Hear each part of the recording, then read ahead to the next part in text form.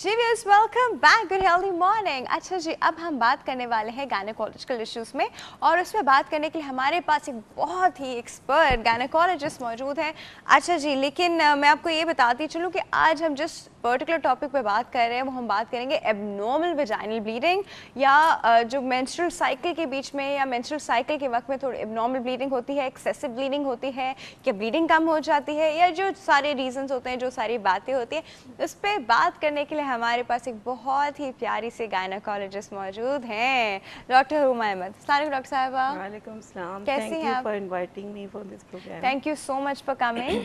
और अब I am sure आपके यहाँ आने से बहुत सारे लोगों की बहुत सारी कन्फ्यूजन्स भी क्लियर हो जाएंगी। I am sure. अच्छा जी, अब हम सबसे पहले मैम से पूछेंगे हमारे पोल का सवाल, और फिर हम उसके बाद आगे बातें करेंगे। मैम, आप एक्सरसाइज करती हैं? जी। ओके, अब आप मुझे बताएं कि आप पर्सनली क्या प्रेफर करती हैं, जिम जाना प्रेफर करती हैं या आप पार्क में वॉक करना प्रेफर करती हैं? मैं thrice a week, because I can not afford so much time, thrice a week gym करती हूँ, thrice a week walk park में। थ्राइस अ वीक जिम करती हैं? थ्राइस नो मैम, तो भाई फुल फ्लेज कुछ 6 days a week। मैम, क्या ज़्यादा आपको लगता है इफेक्टिव है आपके लिए, क्या ज़्यादा आपको हेल्प आउट करता है आपकी फिटनेस के लिए, किस चीज़ से आप ज़्यादा तो मैं बेनिफिट यही रेकमेंड करूँगी कि जिम में ट्रेडमिल, डिफरेंट एक्सरसाइजेज मशीन जैसे होती हैं, एलिप्टिकल होता है और डिफरेंट मशीन्स होती हैं एब्डोमिनल एक्सरसाइजेज की, तो वो ज़्यादा फिटनेस के लिहाज से वो ज़्यादा फ़ायदेमंद है। वो ज़्यादा फ़ायदेमंद है। अच्छा, क्योंकि वॉक अगर करें तो it should be a brisk walk. Brisk walk इतनी ब्रिस्क होनी चाहिए कि यू शुड गेट ब्रेथलेस और यू शुड स्वेट, ताकि आपका हार्ट फंक्शन इंक्रीज हो, कार्डियक रेट इंक्रीज होना चाहिए। Walk comes in cardio actually. Cardio is a part of exercise. होल्ड सोल खुद एक एक्सरसाइज तो नहीं होती, लेकिन जिन लोगों को अपनी मेंटेनेंस का उनका है तो वो they can easily go for cardio. जिन लोगों को वेट लॉस की तरफ जाना है, बॉडी टोनिंग की तरफ जाना है, तो फिर तो उनको उनको तो फिर एरोबिक्स भी करनी चाहिए, योगा भी करना चाहिए, बहुत सारी चीज़ें करनी चाहिए। डेफिनेटली। अच्छा, अब हम मैम थोड़ा सा टॉपिक रिलेटेड बात करते हैं। सबसे पहले तो एक बड़ा ही कॉमन सा क्वेश्चन जो कि अक्सर माओं के जहन में अब होता है कि उनकी बेटी की ये जो मेंस्ट्रुअल साइकिल है किस उम्र में शुरू होंगे, या जल्दी हो जाते हैं आजकल? Normally girls should menstruate at 13 to 14 years, जो एवरेज है। 13 to 14? जी, लेकिन बहुत सी लड़कियों को 9 साल में पीरियड्स शुरू हो जाते हैं। अगर 9 साल से 9 से ऑनवर्ड्स शुरू हो सकते हैं, लेकिन जो एवरेज एज मैंने आपको बताई है वो 13 to 14 है, जिसमें हम we encounter people with first menstrual cycle. अभी तो कुछ लोगों को जो 9 साल से पहले हो जाता है उसको प्रीकॉशियस प्यूबर्टी कहते हैं, यानी उनको टाइम से पहले पीरियड्स शुरू हो गए। तो उसके हार्मोनल फैक्टर्स होते हैं, हार्मोनल रीजंस। ओके। अच्छा मैम, अक्सर माएँ जो होती हैं इसको रिलेट करती हैं गर्म चीज़ें खाने से, कि तुम बहुत चॉकलेट खाती थी और तुम बहुत ड्राई नट्स खाती थी, तो इस वजह से देखो तुम्हारा मेंस्ट्रुअल साइकिल जल्दी शुरू हो गए। और फिर वो उसके बाद मना करती है, नहीं नहीं नहीं खाना, चिरगोज़े नहीं खाना, नहीं नहीं नहीं बादाम नहीं खाना, और वो बेचारी बच्चियाँ। Actually, this is a myth, There are several myths and misconceptions in our society, जिसकी वजह से माएँ अपनी लड़कियों को मिसगाइड कर देती हैं विद इम्प्रॉपर नॉलेज। तो ये एक्चुअली एक हार्मोनल प्रॉब्लम है। फीमेल हार्मोन्स 2 डोमिनेंट हार्मोन्स होते हैं, एस्ट्रोजन एंड प्रोजेस्टेरोन, जो ओवरी से रिलीज होते हैं, ओवरी यानी अंडेदानी से। उनकी साइकिल अगर अप एंड डाउन हो, बिकॉज नॉर्मल साइकिल में उनका राइज एंड फॉल होता है, अगर उनका प्रॉपर फॉर्मेशन ना हो, जैसे प्रीकॉशस आप कह रहे हैं 9 ईयर्स से पहले हो गई, तो उनकी ओवरी जल्दी मैच्योर हो जाती है, जल्दी हार्मोन्स रिलीज़ करने लगती है, उनके सेकेंडरी सेक्सुअल कैरेक्टरिस्टिक्स भी जल्दी बन जाते हैं। तो वो टाइम से पहले की बात है। मैम, ये टाइम से पहले अगर चल हो गया तो इससे कोई फ़र्क पड़ता है उनकी पूरी लाइफ पे? उसमें ये हो सकता है कि उनकी स्टंटेड ग्रोथ रह सकती है, उनकी हाइट ना बढ़े, उनकी बोन्स पे इफेक्ट हो जाता है। तो ये सारे कॉम्प्लिकेशंस हो सकते हैं। तो आजकल हमारी बच्चियों की जो हाइट है वो कम ही हो गई है, मतलब एक वक्त में 5'3", 5'4" तक हर कोई पहुंच ही जाता था समहाउ। असल में आजकल हमारे साथ ये प्रॉब्लम है कि हम लोगों का हेल्दी लाइफस्टाइल नहीं है। आप देखें, बहुत कम ही फैमिलीज़ ऐसी होंगी जिनका हेल्दी लाइफस्टाइल होगा, जो रेगुलर एक्सरसाइज करते हैं, जो एडिक्वेट डाइट लेते हैं, फ्रेश फ्रूट्स एंड वेजिटेबल्स। ज़्यादातर लड़कियां सुबह उठ के चाय पी लेती हैं या एक ग्लास पानी पी के स्कूल कॉलेज चली जाती हैं। ज़्यादातर they don't take breakfast, including my own daughters. आप उनके पीछे नहीं पड़ जाती आई एम श्योर बहुत उनके पीछे पड़ती हूँ लेकिन वो सुनते नहीं। क्यों क्यों क्यों बच्चे ऐसा करते हैं? मुझे नहीं याद पड़ा कि हम स्कूल कॉलेज जाने से पहले कभी हमने मतलब शायद ग्रेड 4, 5, 6 तक हमारी मदर ने हमें ज़रूर ब्रेकफास्ट बना के दिया। उसके बाद से हमने खुद बनाया, खुद रिस्पॉन्सिबिलिटी से खा कर जाते थे कि पूरा दिन स्कूल और कॉलेज में रहना है। हम लोगों का ज़माना बड़ा ओबीडियंट ज़माना था, हम लोग ओबीडियंट बच्चे होते थे। आजकल के बच्चे अपनी मनमानी करते हैं, जो उनका दिल चाहता है वो करते हैं। तो मनमानी का मतलब ये तो नहीं कि वो हर काम सही कर रहे हो। अगर पेरेंट्स को समझा रहे हैं तो वो सही समझा रहे हो, आपके नुकसान के लिए तो कोई माँ बाप नहीं समझाते ना। तो हेल्दी लाइफस्टाइल इख्तियार करनी चाहिए, exercise, yoga, walk, fruits, vegetables, ये सब चीज़ें भी मेंस्ट्रुएशन पे इफेक्ट करते हैं। ये नहीं कि खट्टी इमलियाँ खा ली, गरम वो खा लिया, उससे हो गया। उसके बजाय उनको फ्रूट्स, वेजिटेबल्स दें, उनको वॉक करवाएं, उनका अपना एक पैटर्न ऑफ लाइफ होना चाहिए। अच्छा मैम, हमारे पास एक कॉल मौजूद है, अटेंड करते हैं। अस्सलाम वालेकुम। वालेकुम सलाम। गुड हेल्दी मॉर्निंग, कौन बात कर रहा है? जी मैं मिसेज माजिद बात कर रही हूँ रावलपिंडी जी मिसेस माजिद, कैसी हैं आप? जी ठीक हूँ। मुझे डॉक्टर साहब से एक क्वेश्चन करना था। जी जी बिल्कुल कीजिए, क्या कहना चाह रही हैं? मैं असल में काफ़ी अरसे से एक प्रॉब्लम में हूँ। मुझे ना यूरिन बहुत आता है रात को। रात को दिन भर में भी, लेकिन रात को तो बहुत ही ज़्यादा। तो आजकल मैं वैसे पहले मैं गायनोकोलॉजिस्ट के पास गई थी, लेकिन उन्होंने बताया इन्फेक्शन है, तो इलाज होता रहा और इंजेक्शन लगते रहे सुबह शाम, कोई फर्क नहीं पड़ा। अब मैं यूरोलॉजिस्ट के पास गई, अब उनका प्रोसीजर शुरू। लेकिन मैं ये पूछना चाह रही हूँ, ये इसका ताल्लुक गायनी से है, क्या है, यूट्रस में प्रॉब्लम है, किस तरह? इनकी एज पूछे।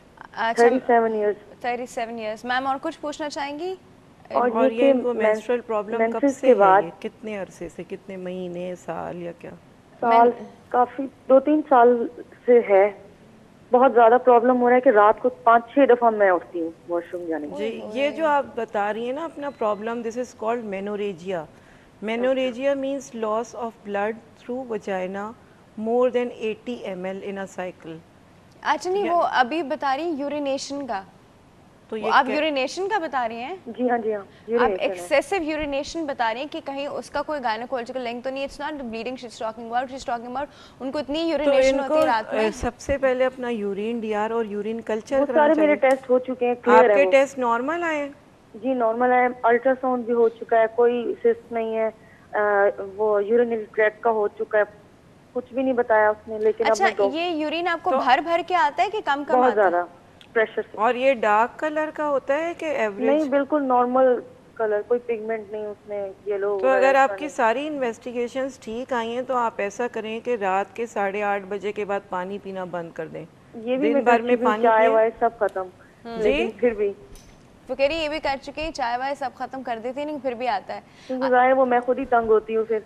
क्या आपको ऐसा कुछ बताया कि यूट्रस आपके ब्लैडर पे प्रेशर डाल आपने रहा है? अल्ट्रासाउंड पेल्विस कराया जिसमें नॉर्मल यूट्रस है? जी हाँ। कोई फाइब्रॉइड या कोई ग्रोथ तो नहीं है जो प्रेस कर रही है ब्लैडर पे? नहीं, ये सब करवा चुकी हूँ, अभी पिछले हफ्ते ही करवाया, सब नॉर्मल है। आपको खुद रीजन क्या बताया हुआ है? कुछ बताया आपको डॉक्टर रीजन? मुझे यही कह रहे हैं कि ये टेस्ट करवाने के बाद आप दोबारा आएंगे, फिर मैं सजेस्ट करूंगा क्या। लेकिन मैं ये पूछना चाह रही थी कि ये गायनी का प्रॉब्लम है या ये मेरा ये जो आप बता रही हैं क्योंकि आपका अल्ट्रासाउंड बिल्कुल नॉर्मल आया है, कोई अब नॉर्मल ग्रोथ नहीं है, कोई फाइब्रॉइड नहीं है, तो आप ये यूरोलॉजिस्ट को कंसल्ट करें। जी अच्छा, एक और क्वेश्चन मैंने पूछना था जी, कि जब बच्चियों का मेंसेस हो जाते हैं जी जी, तो उसके बाद उनकी हाइट बढ़ती है? अच्छा डॉक्टर साहब यही भी बता रही थी हमें। ठीक है, चले। कितनी एज में मेंसेस हुए इनको, बच्चियों को? इनकी बच्चियों को आपकी वो पूछिए, आपकी बच्चियों को किस एज पे मेंसेस शुरू हुए हैं? 11 12। हाँ 11-12। अगर वो रेगुलर एक्सरसाइज करेंगी, एरोबिक एक्सरसाइजेस, ठीक है, तो उनकी हाइट बढ़ने के चांसेस होंगे। हेल्दी डाइट जैसा कि मैंने अभी बताया था, जिसमें fresh fruits and vegetables should be included, तो हाइट बढ़ने के ज़रूर चांसेस हैं। चलिए जी, thank you so much for your call, thank you. अच्छा, एक और कॉल मौजूद है मैम, वो भी अटेंड कर लेते हैं। अस्सलाम वालेकुम। वालेकुम सलाम। गुड हेल्दी मॉर्निंग, कौन बात कर रहे हैं? मैं नजम शाहिद बात कर रहा हूँ। जी नजम साहब, कैसे हैं आप? बस अल्हम्दुलिल्लाह ठीक है। अच्छा, मेरी वाइफ बस को ठीक प्रॉब्लम है। है थोड़ा सा ना। अच्छा जी, क्या प्रॉब्लम है? वाइफ है खुद नहीं, किधर मेरे हैं पास जो आप में प्रॉब्लम पेश कर रहे हैं? चलिए, आप वाइफ को बाद में बता वाइफ है दीजिएगा। वो असल में ओवरी में सिस्ट है। ओवरी में सिस्ट है, एक है? एक ओवरी में सिस्ट है और तकरीबन 2 साल से है ये। कुछ साइज पता है या वो कितनी बढ़ रहा बड़ी है? सिस्ट है? साइज तो मुझे इतनी नहीं पता, लेकिन थोड़ा सा ज्यादा बड़ा भी नहीं, ज्यादा छोटा भी, 5 या 4 ऐसी समथिंग ना। आपकी वाइफ की एज क्या है? उनकी 38 है सर। और हमारे अभी औलाद नहीं है, मतलब हम कंसीव करना चाहते थे तो हम ऑस्ट्रेलियन हॉस्पिटल भी गए थे ना। आपने अच्छा। बताया कि 3 to 4 सेंटीमीटर की है।